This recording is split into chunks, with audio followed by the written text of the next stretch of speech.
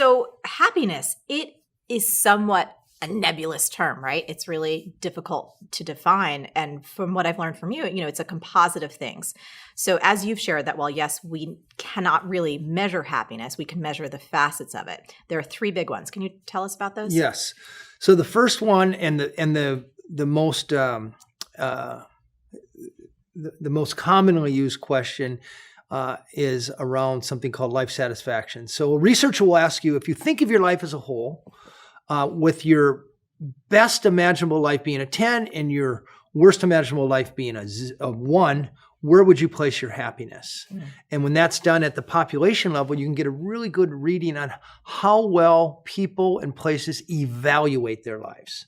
Then there's a second kind of measure of happiness, where you get at how people experience their lives. And because you only remember about 2% of your life, you tend to remember your high points, when you got married or had your first child, and your low points, when you got dumped by a girlfriend or boyfriend, or when your grandma died, and what happened in the last 24 hours. Asking people to remember their lives isn't a perfect way to measure well-being. But if you ask people in the last 24 hours, how much have you smiled? How much have you felt joy? How much have you felt stress? And you do that a few times, you get a pretty good snapshot at how people experience their life. That's called positive affect.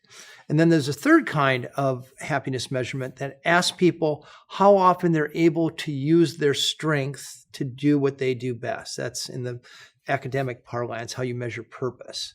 So when you ask those questions among populations around the world in a uniform way, you can start to see, number one, where people are happiest in these three measurements, and number two, the things that associate with happiness or correlate to happiness. And so tell us about some of the happiest places.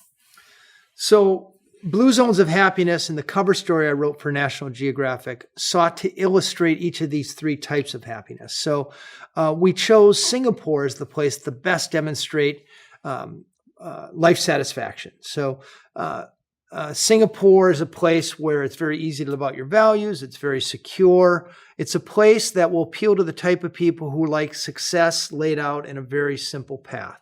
Go to the right school, get the right job, keep your head down, work hard. And at the end, you'll have status, you'll be financially secure. And that's a type of happiness. Yeah. It's mostly happiness in the rearview mirror. I think I'm happy, therefore I must be. In Costa Rica, specifically Cartago in the Central Valley, that's a place where people are experiencing their life very well from day to day. It's a high valley where the temperature only varies 10 degrees a year, between about 65 degrees and 75 degrees. Best coffee in the world. But more importantly, it's a place where the cities are designed so you're bumping into people with some frequency all the time. You go to the market, you run into the people selling you your fruits or your vegetables or your fish. The towns are built, the streets are built for human beings and not just cars. One of the biggest predictors of whether you'll be happy on a day-to-day basis is how many hours of face-to-face time you have with people you like. The happiest people in the world are interacting face-to-face about 7 hours a day. And Cartago has an environment where it's easy to do that. And then we chose northern Denmark, a place called Aalborg, to exemplify purpose, because Denmark's a place where healthcare is taken care of. Nobody has to worry about what happens if I get sick. Education's taken care of. Nobody has to worry about, can I save enough money to put my kid through college? Because kids now go to college, so they get paid to go to university. And will I be okay when I'm old? So those are big drivers of whether or not you take a job. It's also a place where status is not really celebrated. So you get no extra credit for wearing Prada or driving a Mercedes. In fact, it's kind of frowned upon. So people aren't taking jobs for status or health insurance. They're taking jobs because they love it. In America, only about 30% of workers actually like their job. This comes from Gallup data. In Denmark, it's about 80%.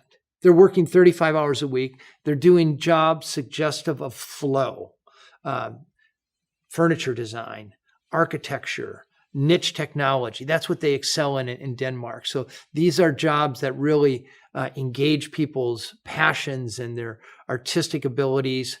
It's not so hard that they give up, and not so easy they get bored.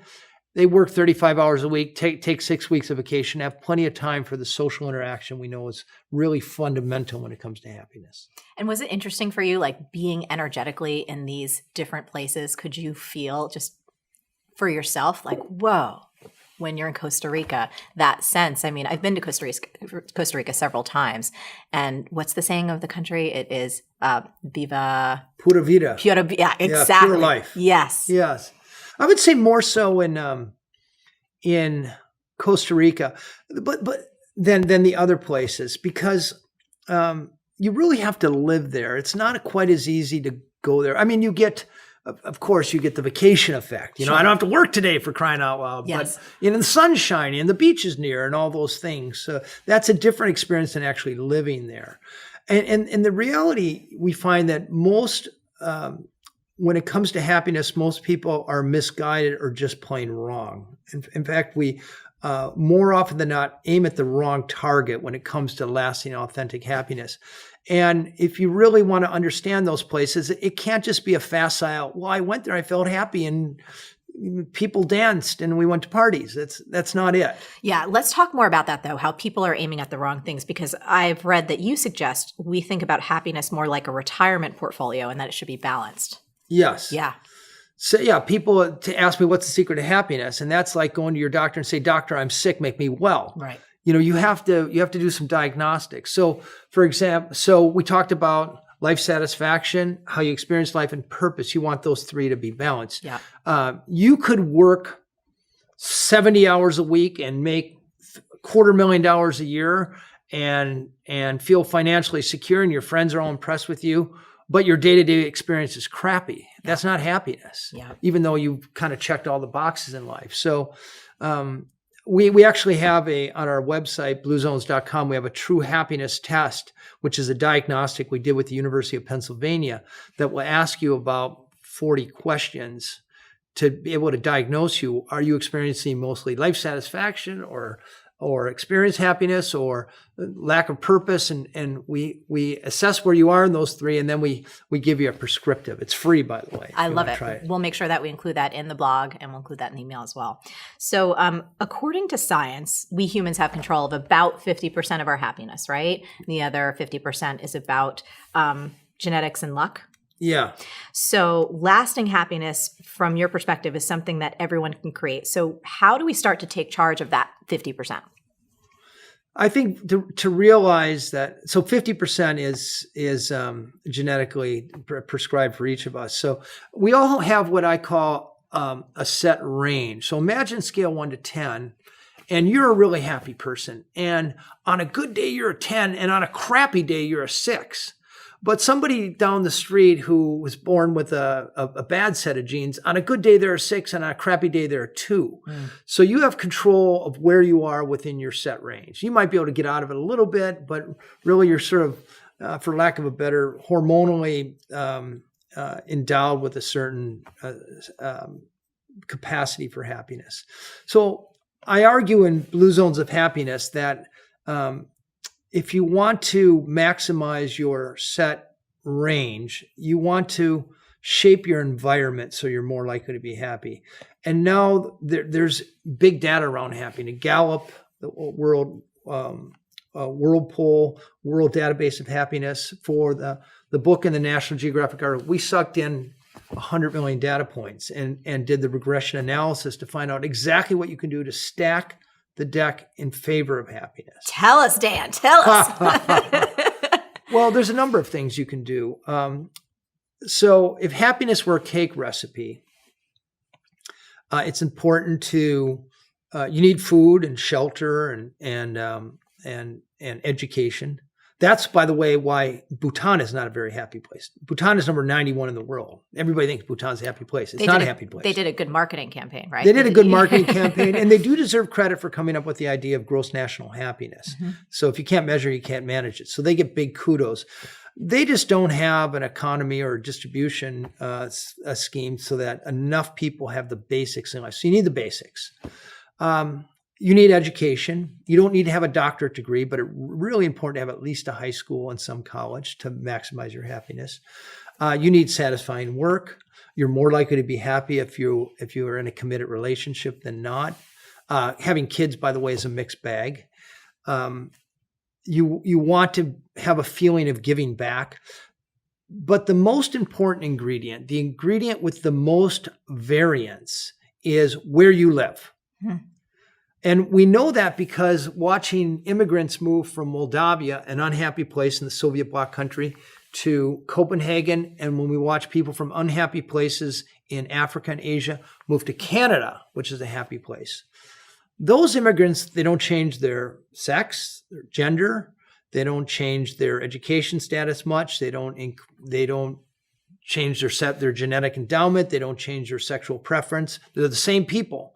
And all they do is move, and within 1 year, they report the happiness level of their adopted home. So Moldavia, for example, the average score is 3, they move to an 8. Wow. And in Canada, they move from a 4 or 5 to an 8. So, and all they do is move. So your environment, where you live or how you shape your surroundings, is the biggest, most important, and most impactful thing you can do to favor your own happiness. Let's talk about that for a second, because we have viewers, excuse me, in 195 countries around the world, and there will be a certain portion of people listening to this who hopefully will dive into all of your work. This is what I want them to do. And they may discover, you know what? I am going to pick up and move. I'm not a tree. So they might be able to, and we'll talk about more about what makes for a great environment in terms of where you live. But I know there are many, many other thousands of people watching go, okay, well, if I can't pick up and move or necessarily change where I live, at least right now, let's talk about some of those shapers of our immediate environment and what we can do to stack the deck in our favor. Yes. So the first and foremost is curate a group of friends around you. We now know that unhappiness and loneliness are contagious. So if you sit around with people who are unhappy and are lonely, I'm not telling you to abandon your old friends because they need a hand, but if you're continuously doing that's going to be contagious. You can actually measure that. A guy named Nicholas Christakis has found that.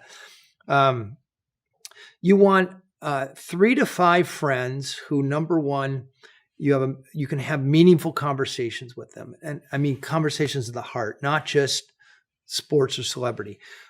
These should be friends you can call on a bad day and they'll care. That's kind of the litmus test. If my chips are down, are they still going to be with me? And number 3, you actually have to like them. And you want to spend face-to-face. There's no really good research showing that connecting on Facebook or Snapchat or something is the same as what we're doing right now. Yeah. Connecting face-to-face. Number 2, when it comes to your financial life, the impact of financial security is about 3 times more powerful than consumption. What does that mean? That means if you just got a raise or there's some money left over in your paycheck, over time, you're actually better off paying down your mortgage, buying insurance, joining one of these automatic savings plans than you are going out and buying a new pair of shoes or a new gadget, because the luster of that new thing will wear off in 9 to 14 months, but financial security can last years, decades, or lifetime. So that's more important. I would say when it comes to your work life, this comes from more than 2 million surveys from Gallup. The biggest determinant of whether or not you like your job is not how much money you make, not how much recognition you get, not what your boss tells you about yourself. It's, do you have a best friend at work?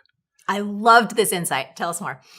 Yeah. So if you don't like your job or it's suboptimal, the making the effort to invite a coworker out, to organize the happy hour. I run these Blue Zone projects around the world, around the country, actually, about 40 cities. And we have over 100 workplaces that work with us. And one of the things we do, we actually create MOIs. We require, a MOI is a committed social network, and we get all the employees to come together, and we have a process by which we help them break into groups of 5. And then we organize them around either walking, a healthy activity, or eating Blue Zone's food, which is to say plant-based whole foods. And we find that about 60 to 70% of the time, these kids, or these workers stay together and become best friends. It's amazing. I was talking about this to someone the other day, and I was telling you off camera that we have a virtual company. And so we don't see each other face to face every day, but Team Forleo, which we call ourselves, everyone really actually— Where did you get that name? I don't know. It was such a creative brainstorm. But everyone really likes each other. And one of the things that's been really satisfying for me as a boss is oftentimes when my team has break time or we go on vacation or, there's downtime, they get together in person on their own. And it makes me so happy because everybody winds up sending pictures and like, oh, I visited my friend here, but then I'm going to go see so-and-so. And it's such a great feeling to know how connected everyone is. And then when we talk with folks who don't have a culture like we have, and I see so much pain because they don't feel connected to anyone at work, it becomes really apparent because we're spending 8, 10, 12 hours a day, 5 days a week, if not more. Most of your waking life. Yeah. Do you actually vacation together? So last year, I took the entire company. They're off camera raising hands. Yeah. We actually all went on vacation together to Mexico, and there was absolutely no business meeting at all. We danced, we drank margaritas, we went. We went in the ocean at midnight because we were like dancing and sweating, and we're like, we need to cool off. But it was one of the best things that we've ever done as a company. And especially— That's so smart. Yeah, it was really great. And we have memories that'll last a lifetime. And then it also kind of sends the message, by the way, that your employees aren't just here to further the interests of the company, that you actually care about. Oh, yeah. And they know that. And that's transparent. Yeah. Absolutely. How do you feel? Do you know Mama loves you? Yeah. Oh, yeah. Mama, I like that. Mama Marie. Well, I don't have biological kids. I have a stepson, but I affectionately known as Mama Marie. So one of the other things I love about your perspective, because it's so fresh, that you're not a huge advocate of positive psychology techniques like savoring or appreciation or gratitude. Not that they don't work, but only in the short run. So tell me about why not that, and why, again, I agree with you, optimizing our environment is the way to go. Yeah, I could not find any research that shows that positive psychology interventions have any long-term. It's a lot like a vegan diet. So there is indisputable evidence that eating a vegan whole food diet will help you lose weight and live longer. But people can't stay on that diet. Diets last on average, they work for 10% of people for 3 months. Within 7 months, you lose 90%, and within 2 years, you lose about 97%. I believe it's the same with these positive psychology interventions. Savoring, appreciation journals, gratitude, they're all great ideas, and they all work. I don't dispute the studies, but the studies are all done in 3 months or something like that. So when it comes to happiness, it's got to be a long-term pursuit. And I don't know of any way to establish gratitude for more than a year. Well, I think most of us as humans, if we look at our own lives, and again, I have to say this because I know my audience and I know they're going to be like, no, Dan, especially because Chris Carr and I are best friends. She's going to be like, vegan is not a diet, it's a lifestyle. So yes, everyone, for those of you who have adopted and you eat vegan as a lifestyle, we love you. What Dan's talking about is research and it's slightly different. Again, I have this ability to hear people's what they're going to say in advance. What are they worried about? Remember when you said, well, the vegan diet, like people only do it for a short amount of time. I know people that they're that way. That's their life. Like Chris Carr, for example. Right. So I just mean, yes. And you're right. Vegans is more of a moral way of living, ethical way of living. But I should say just getting on any diet, trying to adopt a new diet. And there are hundreds of them that come on the scene every year, and there's been no diet in the history of the world that works for more than 2 or 3% of the people for over 2 years. So trying to ask somebody to remember to do the right thing and to have the discipline to do the right thing by themselves will almost always fail. Yeah. And that's why I like this idea about really setting up your environment to nudge you. We were talking again before we had the cameras rolling. I spend some of my time here in New York City, and I also spend some of my time in Los Angeles, specifically in Venice, where I ride my bike a lot. And I notice how happy I am there because I'm riding my bike, I'm walking around, there's less congestion typically than there is here in New York City. And I think it's just so interesting that rather than like striving to be happy, I feel like what your perspective is kind of laying out for us is like the lazy way to do it, in the sense where if you set up your environment, it almost starts to happen automatically. That's right. Yeah. Exactly. Yeah. And by the way, when you're in Venice, there is something called the sun bonus. So if you control for everything else, if you live in a sunny environment, you're about 5% more likely to be happy. That's what it is for me. And also if you live by the water. Yeah. Well, it's actually water or mountains. So those two, you're just more likely to be happy. And it may be because water is serene, or it may be because you get to swim, or it may be because you like sunsets. But yeah, moving to a sunny, beachy area stacks the deck in your favor. Yeah, one way to do it. One of the things I love in the Happiness Project is that you actually give us a fantastic set of questions to consider designing our own. So I just want to read the first 3, if that's okay. Oh, and then yeah. I have some questions. So what makes you feel good? What activities do you find fun, satisfying, or energizing? You guys will probably put these up in the lower third, and so you can write them down for yourselves. What makes you feel bad? What are sources of anger, irritation, boredom, frustration, or anxiety in your life? And then this third one, is there any way in which you don't feel right about your life? Do you wish you could change your job or city or family situation or other circumstances? These are such brilliant questions. Oh, good. Yeah. I love them. Are these, like, I feel like these are the kind of questions that you can ask yourself at any time to launch any type of self-improvement project on a small scale or a large scale. Do you still ask yourself these questions? No, absolutely. And it's interesting because I think you kind of need everything. Like, you need more fun and enjoyment and pleasure, and like a life where you just experience nothing negative would not be happy. But on the other hand, I think there's this, because of the negativity bias, we experience the negative more strongly. Yes. So like, at least I think for my happiness project, it was much more about trying to bring up the negatives. When you say bring up the negatives, Like, okay, like I'm not getting enough sleep, so I'm really exhausted. So how do I get that? How do I fix that? Yep. How do maybe I feel guilty because I was losing my temper with my kids all the time. What do I do so that I'm not losing my temper? But I think you're right. It's a constant process because everything's always changing in our lives. And so you have different challenges, and maybe you get one thing under control. So then you kind of want to up your game or try something different. Yeah, I think these questions are amazing. Let's talk about the arrival fallacy from Happier at Home. You write, one of the persistent follies of human nature is to imagine true happiness is just out of reach. You share, we start off with, you're too young for that, or it's too soon for that, or I'll have plenty of time for that later. But it quickly becomes, it's too late for that, or I'm too old for that. And I'm wondering if we can talk into that and also share about waiting too long to make a snowman. Mm-hmm.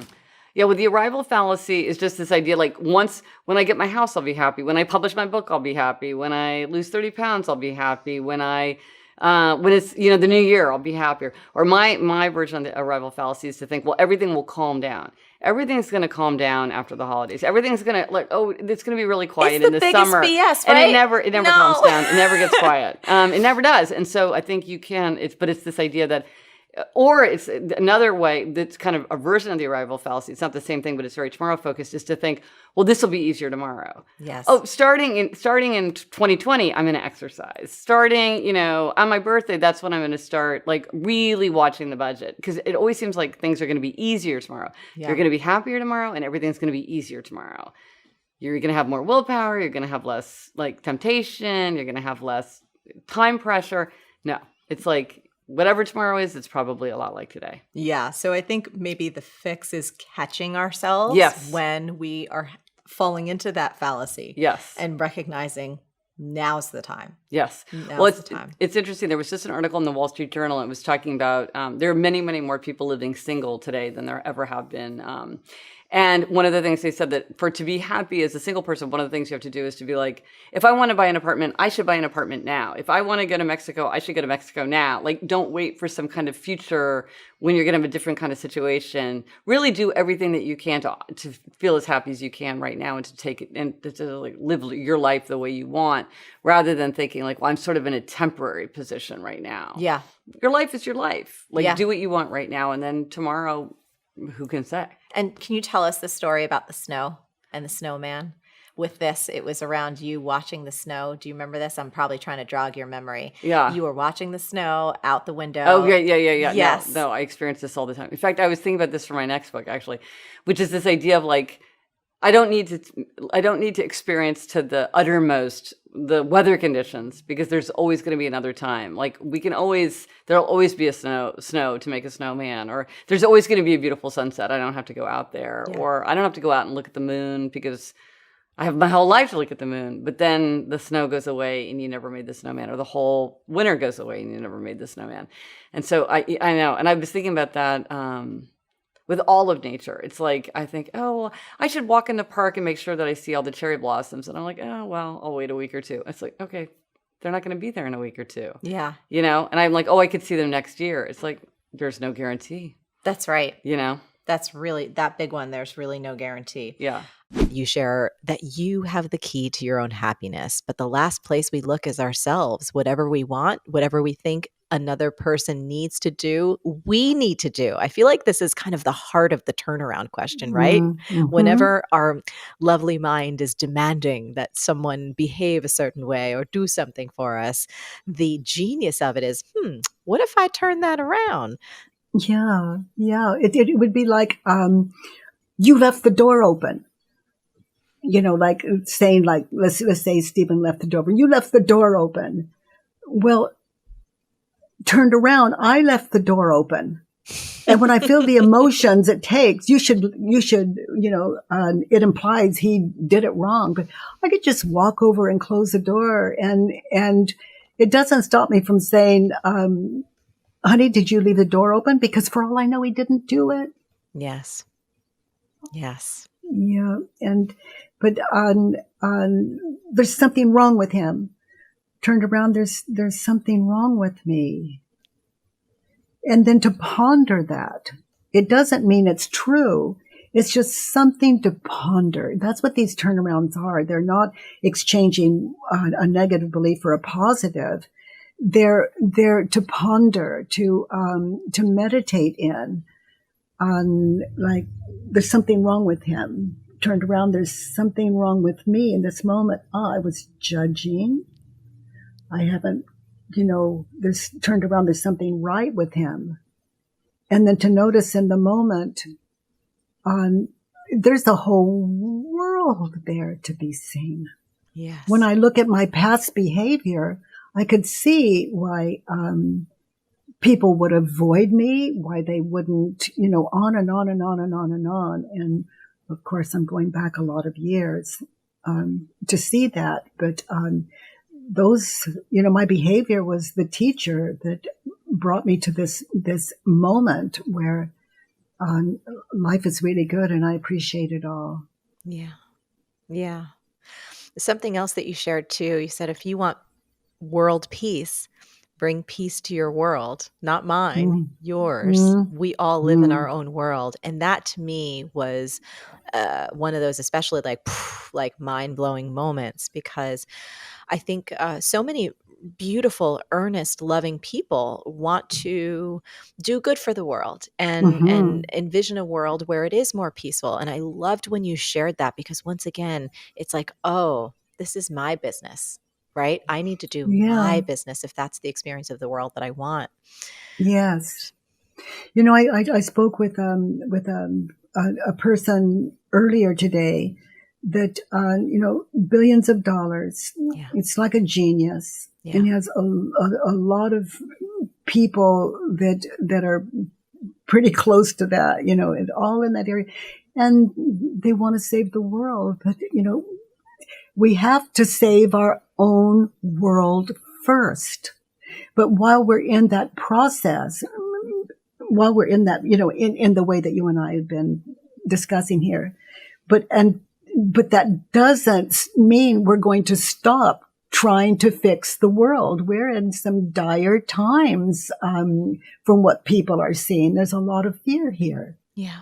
But how much of that fear am I interjecting into that in my mind? Where am I contributing to that kind of fear?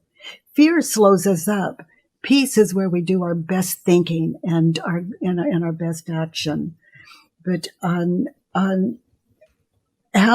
can the unenlightened mind, a fearful mind, in other words, give it its best shot? Right. A fearful mind, we just I'm kind of stumbling over words now, but you first take care of your life first, what you're thinking and believing, and then you make wiser choices as you get to know us. And I live in a world that is the extreme opposite of where I began when inquiry found me. Yeah.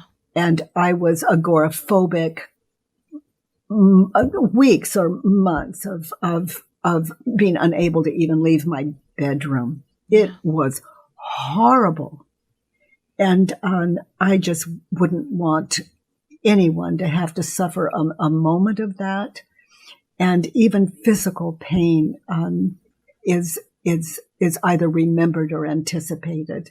But these are lofty words, but they're understandings that are true and valued and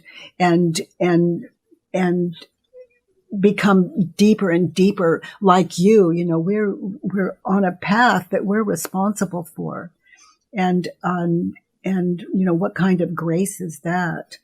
But save yourself and the world follows. It just works that way because it's your world. Your world is the one that matters. And I'm speaking, I'm saying that for all of us. Yeah. Now, if you've ever felt like you're falling behind and you're afraid that there's no room left at the top, this episode is for you. Today's question comes from Britt, and she writes, "Hi, Marie. Let me first say how much I adore you and your insight. You're genuine and loving, and it translates through everything you do. Thank you. I recently started an online interior design business, and it's getting off the ground slower than I hoped. I'm watching friends succeed in similar business models quickly and easily. So here's my question. How does one not become frustrated and jealous of those who are achieving the things you so desperately want? I want to be happy for them, but part of me feels like there are limited spots on the podium. Thanks so much. Love, Britt." Britt, this is a great question. Now, I want you to know something. I have never met one creative entrepreneur, present company included, who hasn't felt frustrated or upset when they feel like other people are just zooming past them. So you are not alone. But the short answer here is no, there are not limited spots on the podium. We do not live in a zero-sum world, and there is more than enough opportunity to go around for everyone. However, the comparison impulse is really what's crushing you here. It's addictive and it's deadly, and it will destroy your business and your happiness if you let it. So first and most importantly, my friend, put down the Comparschlager. Britt, you have got to go cold turkey. People say comparison is the thief of joy. I've called it the hamburglar of happiness. But when it comes to your small business, it gets even more dire because comparison really is the robber of results, the pillager of profits, the pickpocket of prosperity. And those are three things that every entrepreneur needs in order to survive. All right, ma'am. So when did you notice your prosperity was missing? Did you see the guy who took your prosperity?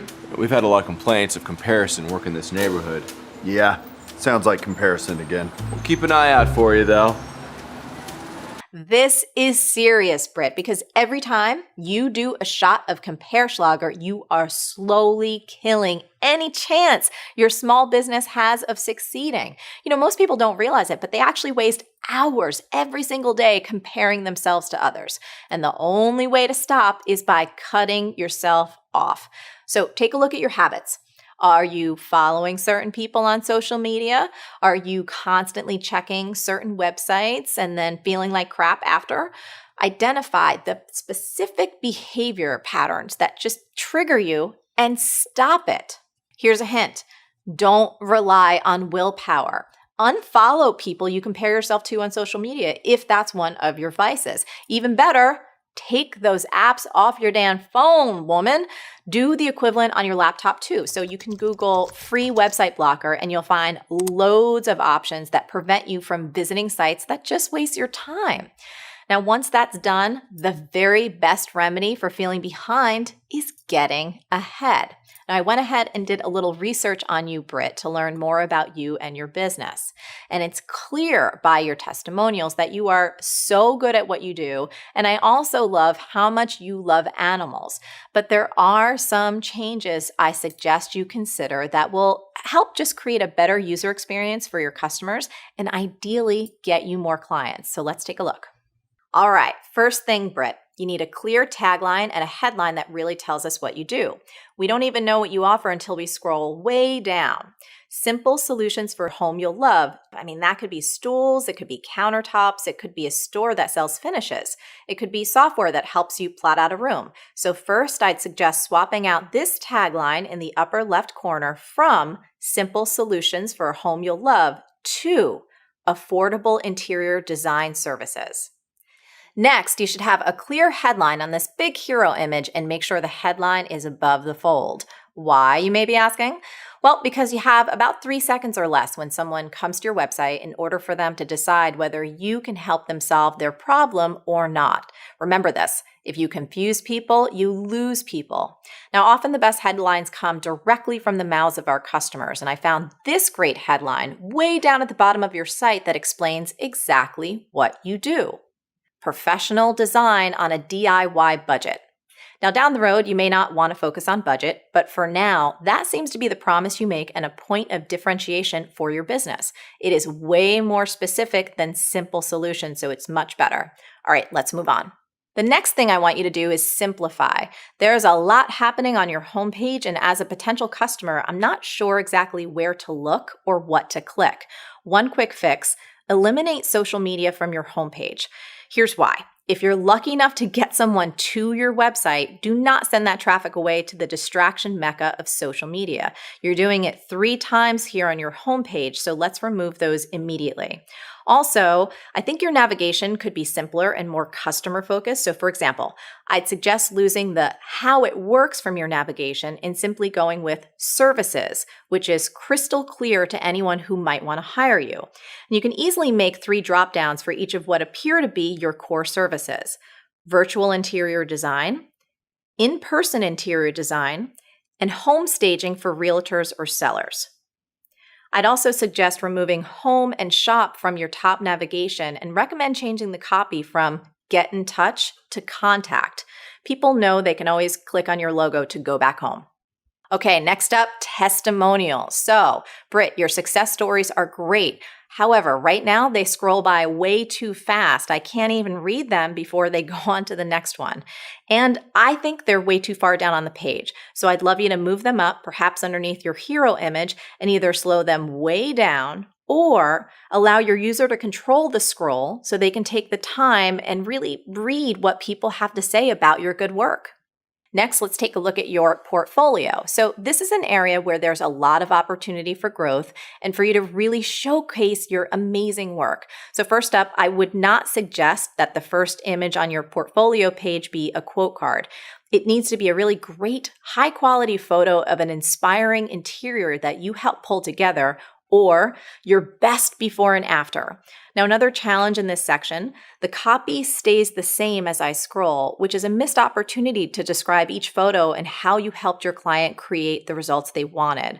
And the functionality of scrolling through is a little bit confusing, as it is right now. This is an area where I think it would be helpful to look at other design sites and take inspiration from how they lay out really clear before and after photos. Britt, again, it is clear from your testimonials and from your pictures that you're really talented and so good at what you do. And trust me, I know how much work it takes to get any website up. So congrats on all you've done so far. Hopefully, these suggestions will help you continue to evolve and grow your business. If you're ready to stop letting stress derail your happiness, I've got a free gift for you. You need to go to marielovesyou.com/stresslog, and I'm going to give you one of my favorite tools that I've ever created. I promise it will help you melt that toxic stress away fast. Go download it now. Now, this week here in the US, we are celebrating one of my favorite holidays, Thanksgiving. Come on, guys. Can we hear it for some Thanksgiving? Now, here's the deal. I love this holiday because it's not about material gifts. It's about friends, it's about family and connection and food, glorious food. Do you guys know how much I love to eat? I love to eat. Now, as you may know, a typical practice is that people sit around the Thanksgiving dinner table and they often take turns sharing what they're grateful for. Well, this season, I have got something new for you to try, and here's what's great. It's something that you can do all year long. So instead of saying what we're grateful for, what we're going to do is say what we appreciate. Now you might be thinking, hold up, Marie, are those really the same thing? And my response to you is, not really. So for our purposes, I want you to think about gratitude as the quality of being thankful. Now, most of the time when we talk about things that we're grateful for, we're referring to things we have in our life. Like, I don't know, I'm grateful for my job, or I'm grateful for my husband. Now, there's nothing wrong with that. Gratitude is a very transformative force, but appreciation is different. It's about recognizing something great in someone else and letting them know about it. And as Stephen Covey taught us, the greatest need of a human being is to be understood, validated, and appreciated. So this year, why not go around the holiday table and publicly appreciate each person? So talk about something specific that you love or admire about them. I want you to brag on them. Just give them a shout out. Kind of like this. Zach, I appreciate how creative you are, how thoughtful you are, how much you zhuzh the set of Marie TV, and most importantly, how you are willing to do the flash dance solo anytime, anyplace. James, I appreciate your sense of humor, your laughter, and you, my friend, are a snazzy dresser. I appreciate how you laugh at my jokes when nobody else does. And that's the thing I care about the most. Mashed potatoes, I appreciate you. I appreciate how creamy and fluffy and light and delicious and salty you are. You get better every year, and you make me feel so warm and fluffy. Jams, that was really sweet, but can you make it to a person? Mashed potatoes is my nickname for Eric.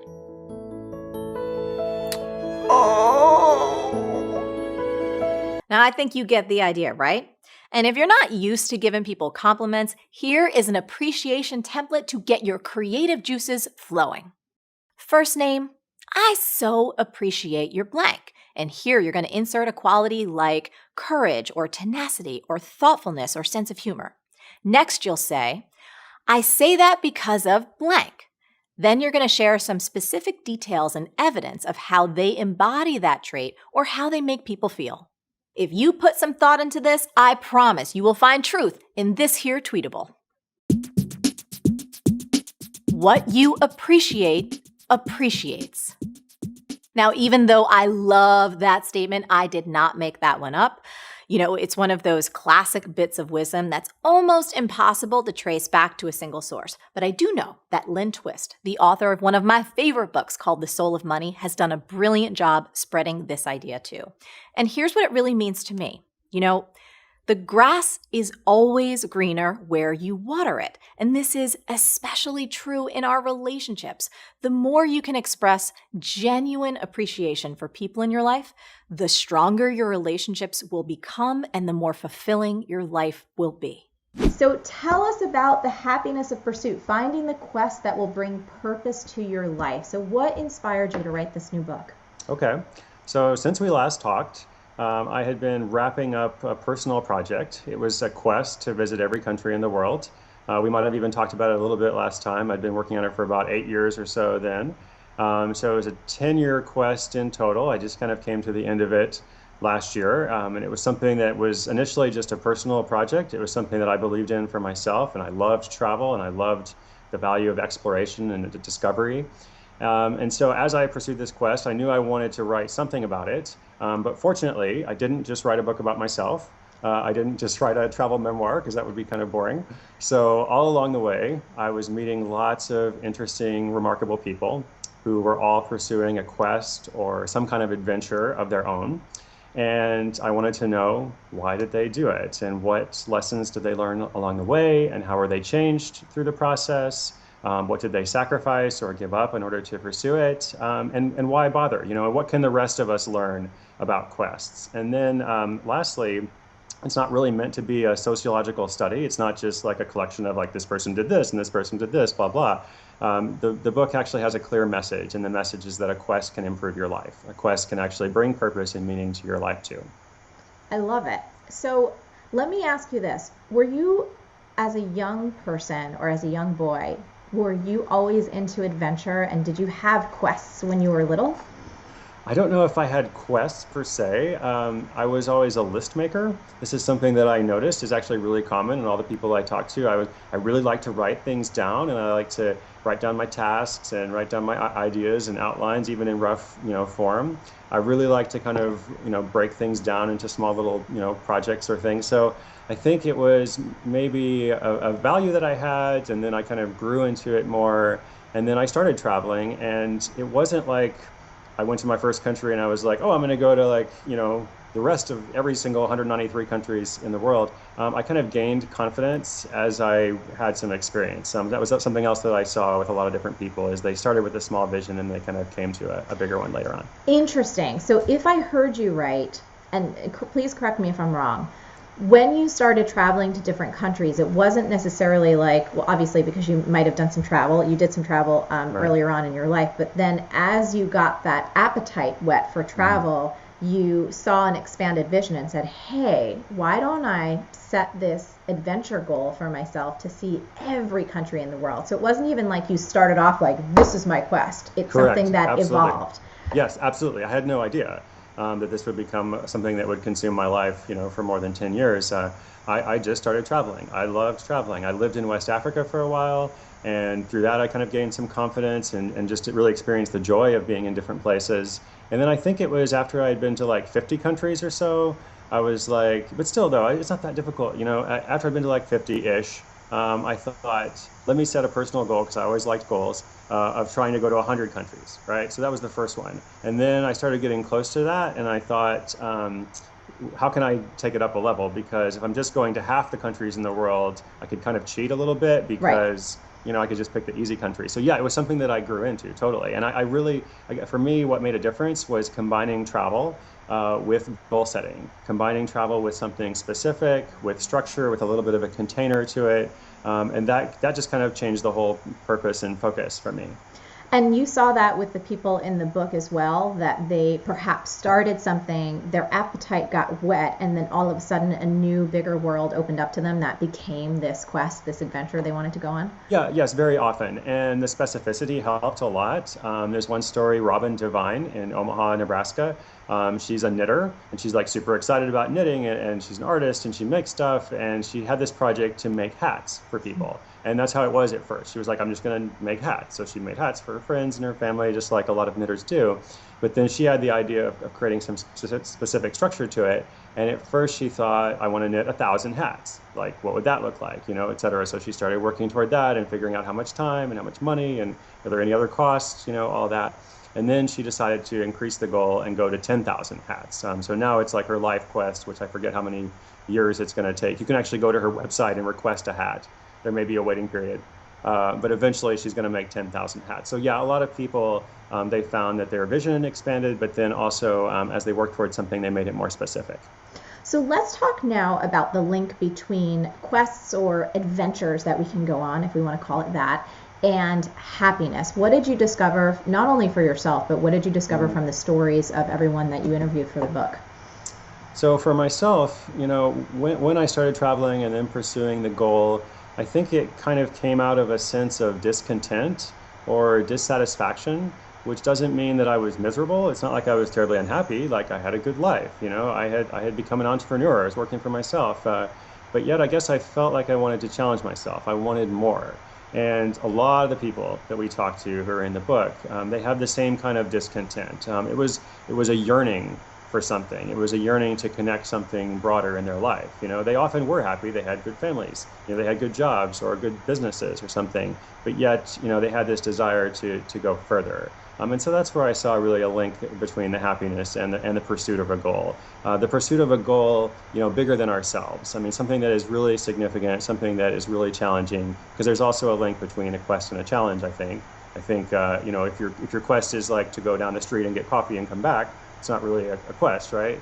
But when you combine it with something that's challenging, maybe hard, but also rewarding, that's where I think a lot of us can find happiness. Have you seen that people are working on multiple quests at once, or do most people kind of choose something that feels challenging, meaty, maybe a little bit scary, totally exciting? Sure. I mean, I think there's more than one way, to do it. And I'm always the kind of person that I like to work on a bunch of stuff at once. It's just my personality, for better or worse, right? Yeah. But I also think, a true quest, a true adventure, it does involve some kind of sacrifice. It does involve some kind of trade-off. I mean, if sacrifice is too heavy a word, let's say trade-off, to go to every country in the world, like, it was a pretty big thing. Like, there were a lot of things I had to say no to in order to say yes to that. Like what? Like what? Like what? Like building my career. I was on the road in Central Africa and Central Asia and Bangladesh and all these places 100 days a year often. Yeah. And I couldn't really work on my business very much, during that time. And that was okay. I had to say no to lots of opportunities, that are coming through. But I guess I really believed in this project. I really believed in doing it. And every time I would start to think, oh, maybe I, shouldn't get on that plane and go to Chad or whatever, like, no, I have to do, like, this is the root of everything. This is the foundation that everything else is built on. So yes, I think you can do a lot of stuff. But I guess also if you really believe in something, like, it's going to take something from you as well. Yeah. No, I love this discussion because, especially, Chris, I love that you shared the self-doubt that can creep up. I think for anyone who's creative, if you call it a quest, or if it's a project, to write a book, or if it's something to build a business or create something that's never been created before, and part of that adventure is you bringing it into the world. I think that self-doubt is so, it's a topic that many of us, we don't like to talk about. I love hearing that you were like, okay, should I get on this plane to Chad? And I have all these different opportunities coming in. I mean, I'm working on another writing project right now, and I feel like daily the self-doubt voices are like, God, do you even know enough to write this? Does anyone care? It's amazing. Did you notice that the other folks that you interviewed as well had those wrestlings with self-doubt in pursuit of their adventure or their quest? Absolutely. Like almost all of them. Yeah. Almost all of them in different ways. And they spoke about it in different ways. People use different language. But everyone experiences that, I think. I think the bigger the challenge, maybe the more the self-doubt or the more the fear, but also maybe more the stirring that you have to do it. It's this idea that's not going to leave you alone. And I think a lot of them maybe were focused on the long term, and they're focused on the outcome, and they thought about that book that they wanted to write or whatever it was, and they imagined having that out, and they thought about the people who would be helped by it. And that's kind of what got them through, that's the focus on the other side. I mean, I think a lot of them also, the other interesting thing I noticed they had in common was a lot of them had what I called an emotional awareness of mortality. And this also sounds kind of heavy, but it doesn't need to. I love it. We talk about death on Marie TV all the time because I just think it's one of the most sobering, and it wakes you up. It wakes you up to value each moment. So not to interrupt, but let's talk about that. Let's talk about that reality of mortality. Right. So the emotional awareness of it as opposed to the intellectual awareness. So I think everyone has an intellectual awareness of mortality, which I define in the book as just the fact that everybody dies, right? It's just a fact, right? But the emotional awareness of mortality is what I noticed a lot of these people talked about as I interviewed them, and they brought it up. Like, I didn't even ask, like, hey, what do you think about death? Like, it's just, it's not really the best interview question. But a lot of them talked about different experiences they'd had, either with like an accident that they'd had, or a close call that they'd had, or someone that they loved and lost, something that just brought them closer to the awareness that not only everyone else in the world is going to die one day, but I too, will die. And just the focus on the fact that life is short, we should live with urgency, that also kind of helps to overcome some of the self-doubt, I think. I think you think, okay, what really matters? I've got my own stuff, I've got my own anxiety or whatever that thing is that most of us struggle with, but I also have this dream, And I also want more. I want to improve my life. I'm taking time to watch Marie TV because not just I want to be entertained, but I want to improve my life. I want to take steps toward that. So that's something else that people had in common that I think is actually helpful. Yeah, and that's one of the values of this. It's one of the values of your book, and why I'm so happy that you wrote it and that we're sharing it today is so many of us can find ourselves different parts of the journey struggling with, is there more? Is there more meaning? I think one of the most touching stories for me was about the young man who lost his wife. Can you tell us a little bit about that story? Yes, this is a beautiful story. It is a sad story, as you alluded to, but it's also a beautiful story. This is a story of a young couple who met in South Korea, and he was American, she was Canadian, and they were both teaching English there. They met when they were really young, say young 20s or so, and they fell in love, and they were beginning to plan a life together. But unfortunately, she received a diagnosis of breast cancer. So they returned to North America and she got treatment, but unfortunately the treatment was not successful. And so she did end up going into hospice. And before she died, she had been writing a blog. She had her own bucket list of all these things that she wanted to do in her life, and she began, working toward them. And after she died, which of course is very sad, Adam, the young man, decided to take on her quest for himself. And he decided to take over writing her blog and pursuing all of those items, on the list. So she wanted to learn how to knit. And so now, he learned how to knit. She wanted to run a marathon, so he began training for that. She wanted to volunteer in India, so he made a commitment to go and do that. And it is a beautiful story of how he adopted the legacy that she was preparing. So it's sad, but he also talked about how he found purpose in that. He found purpose in that through his own grief. Yeah. But then, also through his own foundation for the future. And he said that he had always been inspired by Megan. And had been inspired by this list that she had, so he hoped to follow it up. It was so touching, and it brings tears to my eyes right now because this life is so short and it's so fleeting, and it's just incredible. Anyway, really, really great story. So the other thing, I know travel, obviously huge passion of yours. It's a passion of mine, many folks in our audience. But if someone, let's say they don't have the means to travel, or perhaps some kind of huge, big adventure is just not in their cards right now. Let's talk about some of the smaller quests and the smaller adventures that people took were equally as fulfilling and exciting and also really creative. Oh, absolutely. And I don't even necessarily think that they were smaller, in some way. I feel like they're just different. And each of us has our own abilities, our own desires and capacities, blah, blah. So one of the stories I really, really liked is from Sasha Martin, who's in Oklahoma City. And Sasha had grown up overseas. I think her dad was working for some European company or something. So she had this international perspective, but then she met a guy and kind of settled down, and she had a daughter and wasn't able to travel much. But she also had a culinary arts degree. And she wanted to raise her family with an international perspective. She thought Oklahoma is cool, but I want, to have a broader worldview than just that.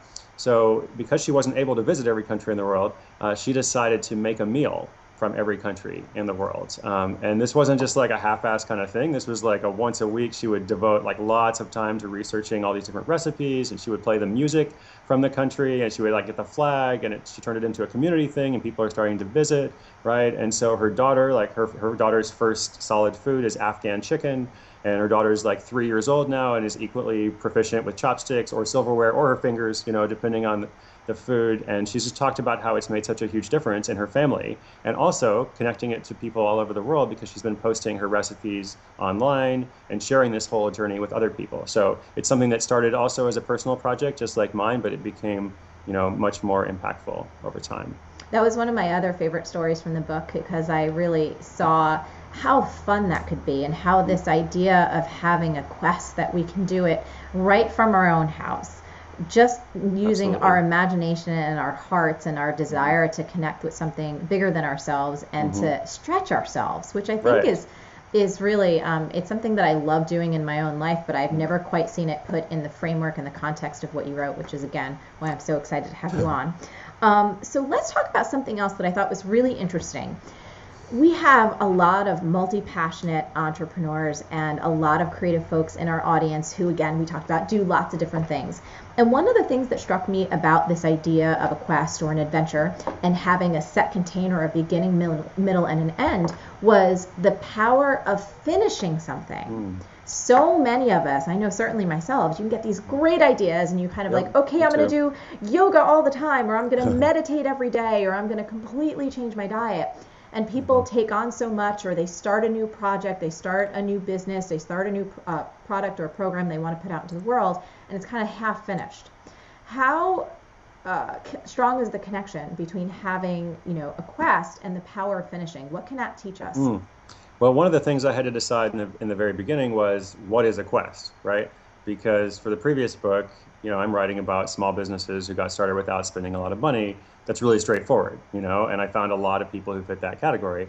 When I thought about quests, I kind of had to go back, like, okay, let's go way back, right? Like, what is a quest in like ancient days? There's someone who's going out to like find the Holy Grail, or defend his village or something, or find this magic ring or something. And there's always a destination in mind. There's always an end goal, right? And it might take a long time. There might be like many different, trails and sidetracks and things that happen along the way, lots of challenge and transformation, et cetera, but there is a goal, right? There is a destination, something that you're working toward.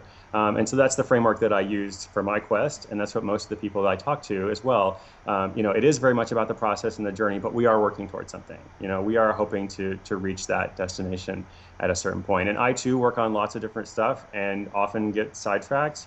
But I think one reason the quest was successful and why it kept me focused is I knew where I was going, and I had 193 countries, and I could check them off as I went along. I put them in my Evernote, and I put a little X next to them, and I watched it grow, and I got tired at different points, but I could see the progress I had made, and it became like a cost-benefit analysis after a certain point. I'm like, well, I've got 100 countries already. Am I going to stop? I've got 150 countries. There's only like 40 more to go or whatever. And so it helped a lot. Again, like with the other examples, making a meal for every country, she could have just said, oh, I'm going to make a bunch of foreign food, right? But not really that specific. And Robin's quest as well to make 10,000 hats. She always liked knitting, and she could just keep doing that, and it's fine, and that's fine. But she talked about how having the number gave her purpose. The other thing is I like deadlines. I think deadlines are our friends.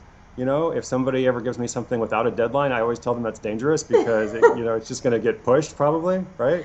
Yeah, I mean, nature. It's Parkinson's law too, if I'm accurate on that one. I mean, work expands to fill the time allotted, and it will just expand forever and ever and ever unless we put some kind of container around it. Right. So deadlines are great. That's why I like doing live events, because there's a deadline. I can't, if I've got like thousands of people coming in town for something, I can't just be like, oh, I need 2 more days, come back, or with a book launch or something. But for me, I chose my 35th birthday as the deadline, for the quest. And I chose that 7 years prior to finishing, right? And so as I got closer and there were different opportunities and I felt pressured in different ways, it kind of helped me to keep that in mind. I was like, no, I know I need to do like at least 20 countries a year, to achieve this goal. And if it gets hard, I just have to figure it out, right?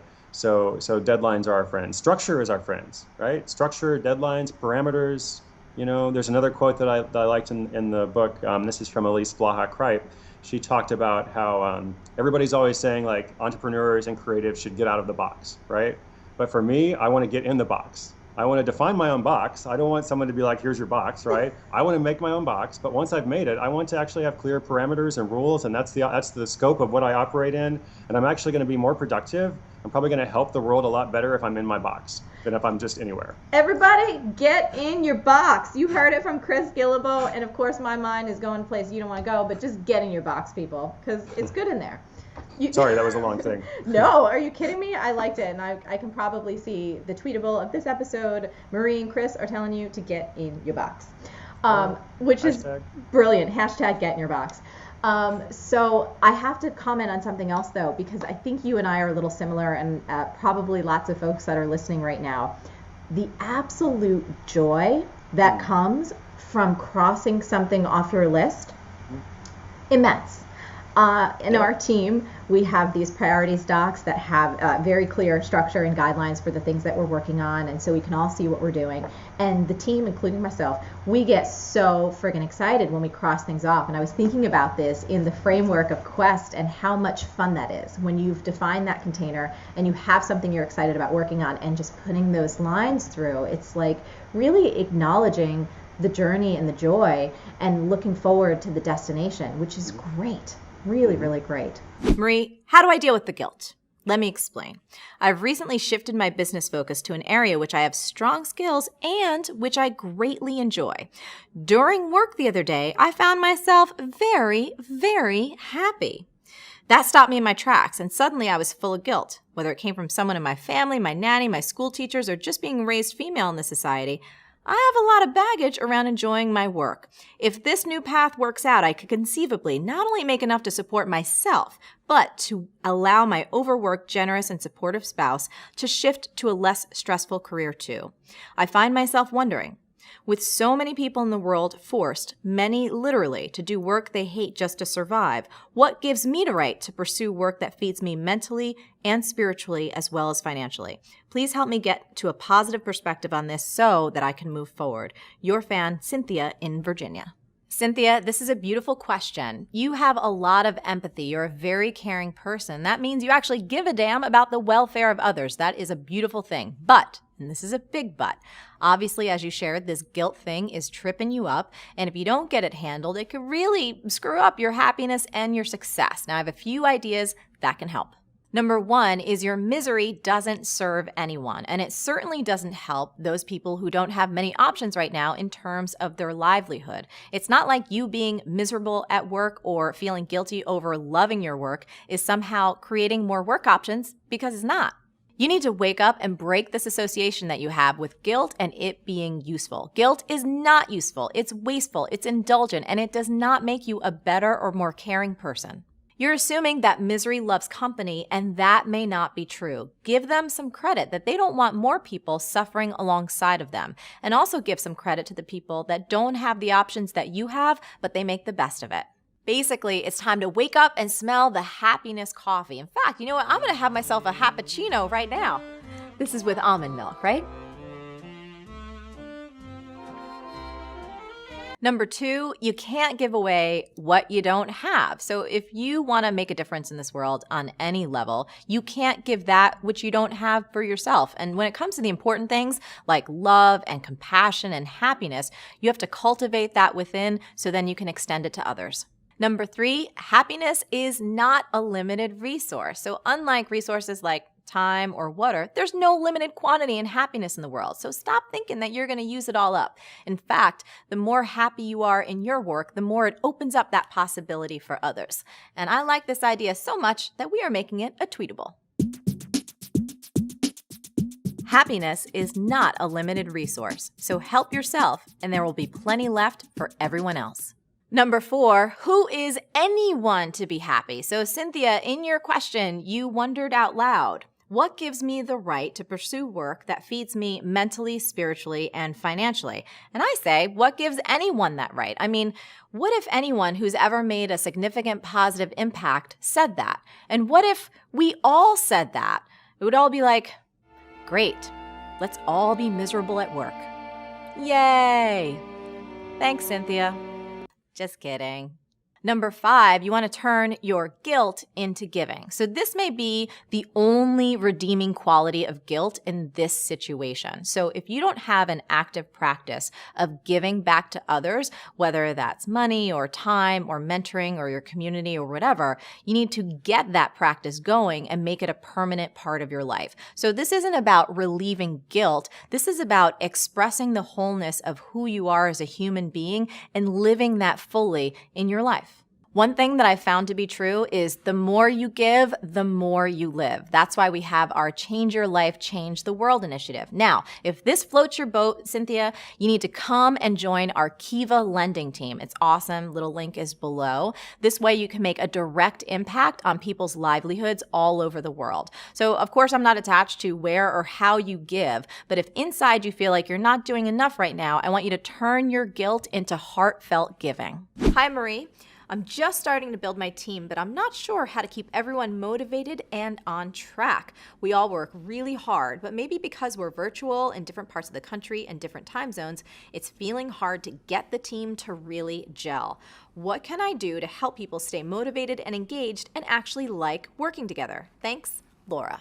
Awesome question, Laura. You know, I talk a lot about Team Forleo, so this is the kind of question that I get asked all the time.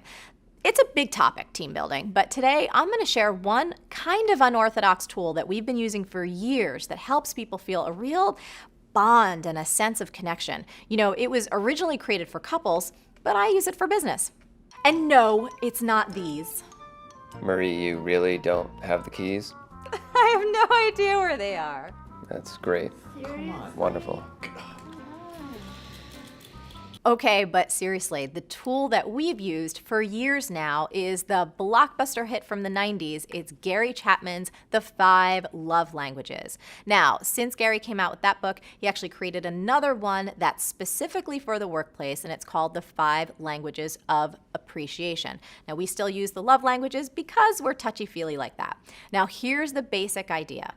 Each one of us gives and receives love in our own unique way. We each have our own love or appreciation language, so to speak. There are 5 love languages: quality time, words of affirmation, acts of service, gifts, and physical touch. So the key to making another person feel loved and appreciated is to express love and appreciation in their primary love language. So on our team, one of the gals, her name is Kristen, we know that her primary love language is physical touch. So every time we get in person, it is a huge hug fest because we know that's how she feels most loved and appreciated. And conversely, Louise on our team, one of her primary love languages is words of affirmation. So all of us know that for Louise to feel truly loved and appreciated, we let her know verbally and in writing how amazing she is. Just think, if only Don Draper thought to do this with Peggy. It's your job. I give you money, you give me ideas. And you never say thank you. That's what the money is for. Hey, Don, I think Peggy's love language is words of affirmation.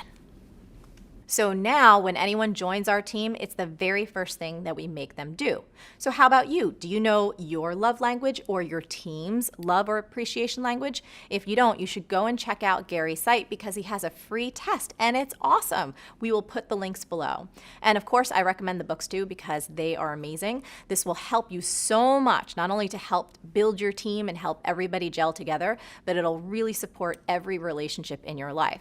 In fact, one of my guy friends recently got engaged and I had told him, you gotta do this. You gotta make your woman do this. You have to do it. And he reported back a little bit later and he told me it was one of the best things they've ever done.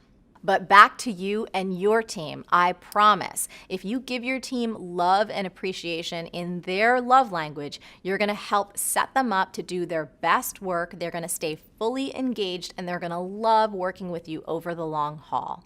You know, I think the late, great Stephen Covey said it best when he said, next to physical survival, the greatest need of a human being is psychological survival, to be understood, to be affirmed, to be validated, to be appreciated.